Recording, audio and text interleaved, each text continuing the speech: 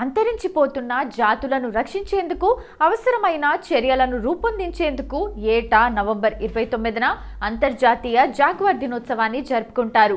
జాగ్వార్లకు అదనపు సంరక్షణ, శ్రద్ధ అవసరం.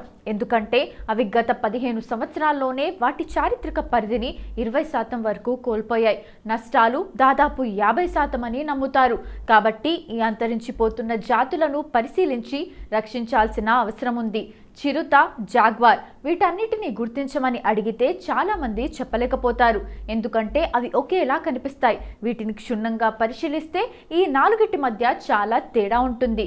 ఇవన్నీ బిగ్ క్యాట్ కుటుంబ సభ్యులే అయినప్పటికీ వాటి మధ్య కూడా తేడా ఉంది.